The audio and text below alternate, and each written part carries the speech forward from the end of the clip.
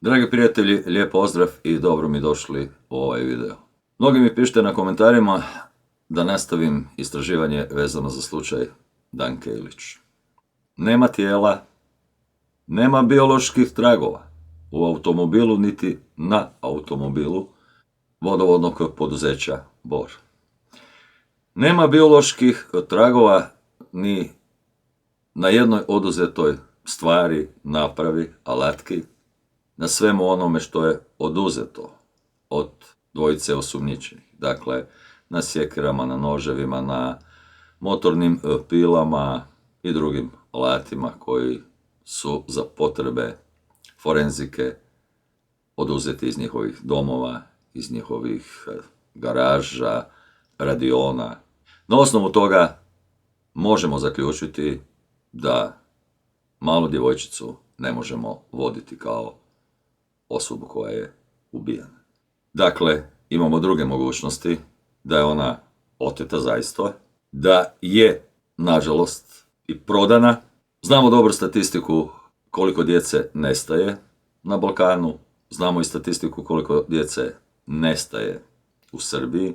Također, znamo dobro činjenice da država Srbija zapravo radi protiv svojih građana i protiv svoje djece, jer pomoću državnog aparata i Centra za socijalnu skrb oduzima djecu roditeljima pod izlikom da su siromašni, da ne vode dovoljno brige o djeci, da djeca nemaju uvjeta za život u svojim obiteljima i tu istu djecu daju na usvajanje izvan države Srbije. Znamo mnogo borbi koje vode građani Srbije i roditelji kako bi tome stali na kraj. I što je još, nažalost, najžalosnije, sve je i pravno, regularno i formulirano, jer je Srbija potpisala jedan ugovor, dokument, koji to sve, nažalost, legalizira.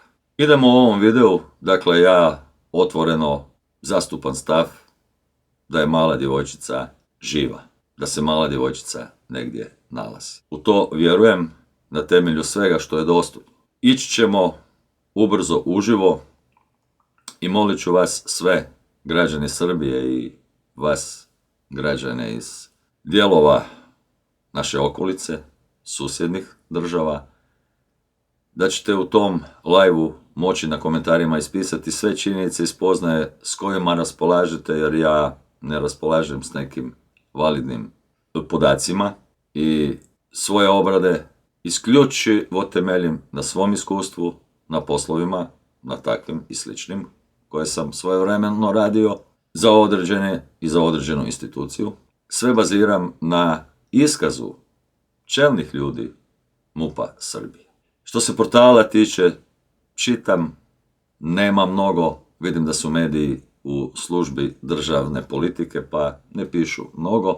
Ukoliko znajdete neki dobar časopis ili neki portal koji izvještava, slobodno mi ostavite u komentaru, rado ću pogledati i naravno molim vas da sve svoje spoznaje s kojima raspolažete ispišete na komentaru i naročito u emisiji koja će ići uživo, jer time ćete omogućiti da razotkrijemo ovo, nema stajanja, nema predaje, idemo do kraja.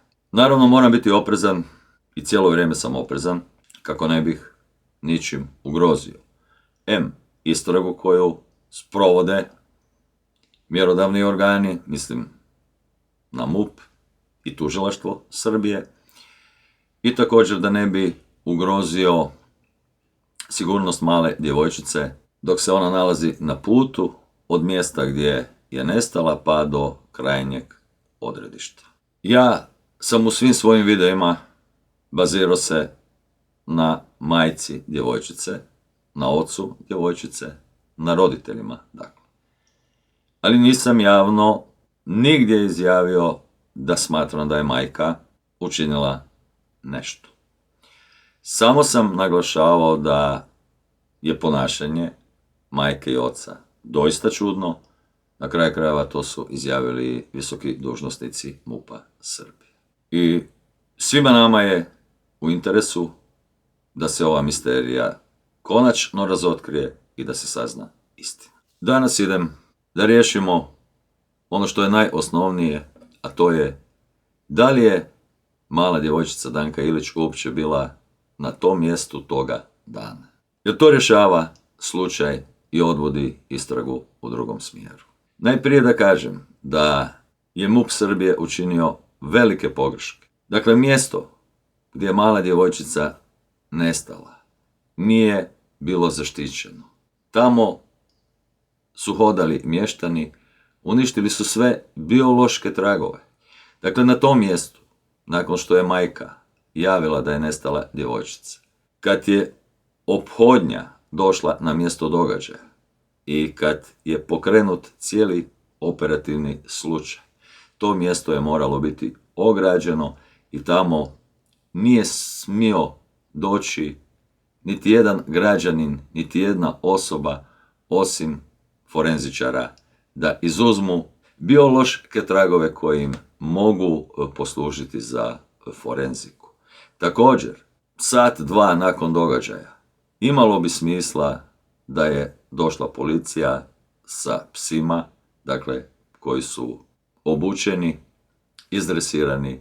To je moglo biti učinjeno odmah nakon što forenzičari izuzmu biološke tragove. A ne poslije 10 dana kad je to već sve bilo uništeno. To mjesto gdje je mala djevojčica Danka nestala valjalo je obraditi operativno i forenzički. Mi još uvijek nismo sigurni da li je Danka Ilić uopće bila na tome mjestu toga dana u to vrijeme. I ono što je važno, volio bi kad bih mogao vidjeti fotografije tog mjesta, dakle kakvo je to mjesto bilo, obraslo u žbunju, u smeću, u metalu, već mašinama starim. Dakle, volio bi vidjeti slike tog mjesta, kako je bilo u momentu kad je tamo došla majka sa djevojčicom. Jer nakon poslije što su oni to sve sa bagerima očistili i razrovali i srušili, to više nije ista situacija i to u mnogome mijenja cijeli slučaj. Tek kad bi vidio tu originalnu sliku, kakvo je to mjesto bilo, lakše bismo mogli vidjeti da li je ta mala djevojčica mogla se spustiti do ceste i kretati se cestom. Također ono što zbunjuje su izjave nekih tobože susjeda koji su vidjeli da djevojčica sama hoda cestom, a nisu učinili ništa što i samo po sebi je kazneno djelo, jer nisu došli do te male djevojčice, sklonili ju s ceste i potražili pomoć, odnosno nekog tko je doveo tu djevojčicu. Dakle, to je isto kazneno djelo. Da, vidjeli smo da dijete hoda cestom. Pa krenimo kako riješiti ovaj slučaj. Ako mala djevojčica toga dana nije bila na tome mjestu, onda to je vrlo jasno i znamo u kojem smjeru vodi taj slučaj. Kako doći do toga, da li je bila ili nije? Pa vrlo jednostavno. MUP Srbije je rekao da su opet, jer oni su zapravo sve svodili na vještačenju mobilnih stanica, da su vještačili kretanje majke djevojčice od kuće do tog napuštenog mjesta. Da, oni su mogli vještačiti i pratiti mobitel majke. Da li se majka negdje zaustavila? Na pumpi? Da li ima očevidac koji je vidio djevojčicu Danku u kolima sa majkom?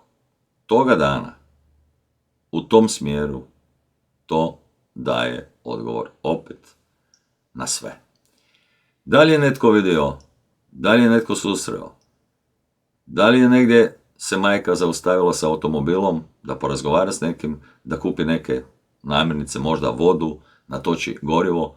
Da li postoje očevici koji su vidjeli tog dana majku na toj dionici i da li su vidjeli malu djevojčicu u automobilu? To je definitivno broj 1. Ako su vidjeli, naravno, to onda malo mijenja situaciju, ali ne i onaj krajnji cilj. Dakle, ako je zaista majka sa djevojčicom došla do toga dana na to mjesto u to vrijeme. Majka je, a dalje i djevojčica. Ja još ne znam, nemam nikakav dokaz, mogu sumnjati i ne moram sumnjati, ali tako se operativno kreće. Ako je majka došla i dovela djevojčicu, imamo nekoliko pitanja. Broj 1, zašto? Zbog čega na napušteno imanje, gdje nije bila nekoliko godina, dolazi baš tog dana i gledaj, baš tog dana se nešto desi. Previše indikativno i previše čudno da se baš tog dana desi. Znači, da se baš tog dana tamo pojavi i nestane. Drugo, tu mogu pomoći i susjedi, tu mogu pomoći osobe, susjedi od obitelji Ilić, koji dobro znaju da li je djevojčica zaista bila tako motorički sposobna, da li je zaista voljela se kretati i trčati, da li je uopće to dijete moglo trčati, hodati samostalno i tako dalje. To su sve odgovori koji daju jasan smjer. Samo treba neko o tome govoriti. Samo treba neko od susjeda anonimno reći da ta djevojčica je bila motorički napredna i trčala je samostalno, hodala, bila zaigrana, ili da neko od susjeda kaže, pa ne, pa to dijete baš i nije bilo stabilno na nogama i tako dalje. Dakle, vrlo je lako. Ako je djevojčica bila tamo, kada je odlučeno, kada je majka donijela odluku da ode na to mjesto i da sobom vodi djevojčicu? Da li tog dana, da li dan, dva ranije, da li nekoliko dana ranije? To je sve važan ključ i čimbenik za rješavanje ovog slučaja. I sada ono još, ko je od obitelji znao, koje vrijeme, koliko dana unaprijed da će majka tog dana ići na to mjesto sa djevojčicom? Da li je suprug znao, da li su roditelji znali, bližnji, kumovi, frendovi, frendice, i zatim operativno obraditi te osobe. Kome su one rekle? Dakle, ko je mogao, jer ovdje imamo nekoliko mogućnosti. Dakle, rekao sam, nema dokaza, nema tijela, nema biološki validnih dokaza ni tragova. Dakle, forenzika nije našla nijedan biološki trag. Znači, djevojčica Danka ne može se voditi kao osoba koja nije živa. Dakle, ona se operativno i dalje mora i treba voditi kao da je živa. I sad imamo samo još dvije mogućnosti. Da li je mala djevojčica oteta bez znanja roditelja ili uz sudjelovanje roditelja. I to je gotov slučaj. Idealno bi bilo za svaku otmicu, za planiranu otmicu, za otmicu gdje sudjeluju i roditelji ili za otmicu koja se desi slučajno, mada je teško napraviti slučajnu otmicu u takvom mjestu napuštenu na selu. To je moguće u gradu, kad majka ode do kioska da bi kupila novine, štampu, okrene se, ide da plati, dijete ostane, to je grad, naseljeno mjesto, neko u trku uzme dijete i jednostavno za to je dovoljno nekoliko sekundi. Ali za ovo, da se dijete nalazi tu, da će se dijete naći toga dana tu, za to ne može postojati slučajna otmica. Zar je baš slučajno da oni koji se bave s otmicama djece, s trgovinom djece, slučajno su se zatekli na toj dionici i gledaj, baš im je mala djevojčica došla ko naručena? Ne, to ne može biti. To mora biti isplanirano. Zato i kažem da je vrlo važna činjenica kad je majka donijela odluku da ide, kome je rekla i koje vrijeme unaprijed. Zašto je to bitno? Pa upravo da se majka oslobodi od krivnje, odgovornosti i sumnje da je sudjelovala u bilo čemu. Dakle, mogla je majka reći nekoj frendici, nekom susjedu da će ići za 4-5 dana i naravno susjed je mogao izreagirati, odraditi i tako dalje i tako dalje. Tek kad se to operativno obradi, onda se slučaj može riješiti. Ja zaista samo na osnovu izjava gospodina Cmolića mogu zaključiti što je on rekao da je ponašanje roditelja bilo čudno, netipično za tu situaciju. Bez obzira što je majka u trudnoći, ljudi moji, šok, stres, može biti 1 sat, 2 sata, 1 dan, 2 dana, ali ne može biti 3, 4, 5, 6 i ne može biti isti obrazac ponašanja i nakon što se sazna da ona djevojčica u Beču nije mala Danka. To je netipično, to je indikativno, to je za mene veliki problem što iziskuje ponovnu operativnu obradu, pa i poligraf, jer sada majka može na poligraf, jer samo se tako može doći do istine. Drugo, ako je točno da su roditelji ljetovali u Grčkoj, ljudi moji, ugine ti životinja, ugine ti mačka, ugine ti pas, ugine ti papiga, pa ti nije do ničega.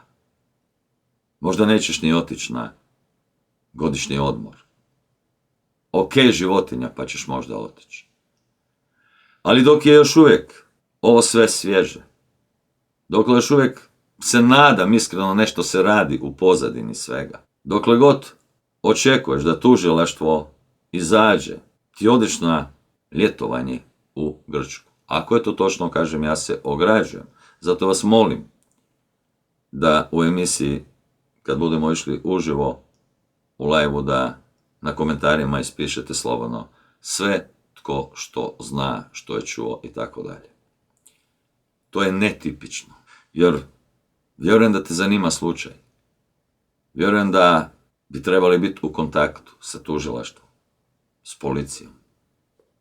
Da bi trebali biti na raspolaganju ukoliko saznaju neke nove informacije. Ovo je netipično i ovo je čudno.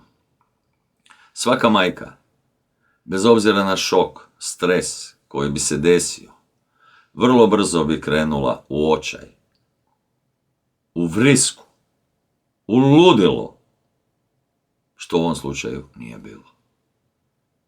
Dakle, ovo je temelj za rješenje, osnova za odvođenje cijele istrage u jednom smjeru. Da li je mala djevojčica uopće bila tog dana na tome mjestu, i ako je bila, tko je osim majke znao i koje vrijeme unaprijed. Da li je netko mogao isplanirati otmicu bez sudjelovanja majke i oca, samo na temelju informacija što je znao, zato što mu je obitelj se povjerila da će za dan, 2, za 3, 4 ići na to mjesto sa malom djevojčicom. Sve drugo pustimo, ljudi. Ako postoje takve osobe, ako su roditelji u razgovoru s prijateljima, susjedima spomenuli da bi trebali otići tamo, da će najvjerojatnije otići na taj i taj dan, onda to treba operativno obraditi. Onda to može roditelje abolirati. Ako do toga nije bilo, ako se to nije desilo, onda roditelji moraju ponovno biti podvrgnuti kriminalističkoj obradi, poligrafu, treba sve proći opet detaljno, dobiti informacije o motoričkim sposobnostima male djevojčice, pogledati dobro to mjesto, kažem, još dok nije bilo svo razvaljeno s bagerima i prekopano, treba ponovno doći na mjesto događaja, napraviti rekonstrukciju događaja da se vidi gdje je bio automobil majke od djevojčice, gdje se nalazila majka s djecom u trenutku dok je sin nije zamolio za vodu, i odnosno koliko metara je bila udaljena od automobila, koliko vremena bilo je potrebno da dođe, da uzme vodu i da se vrati natrag i da vidi da nema djevojčice. To je ključ, to je temelj, tek tada se može dalje. Opet kažem, za mene je mala djevojčica živa i to je najbolja vijest. negdje se nalazi, nadam se, u dobroj obitelji, u dobrim uvjetima i riješit će se ta misterija. Sigurno će se riješiti. Sve drugo, postoje još istrage što se tiče imovinskog stanja obitelji i praćenja računa i praćenja kretanja i snimanje navika obitelji. Da li su iste kao i prije? Mislim na socijalni status ili se tu nešto promijenilo? Sve se to može operativno obraditi i popratiti i vidjeti da li se u pozadini nešto krije. Ovaj slučaj nije nerješiv. Hvala vam što ste gledali ovaj video. Ako želite, zapratite, stisnite like, zvono i pretplatite se na kanal ukoliko to još niste.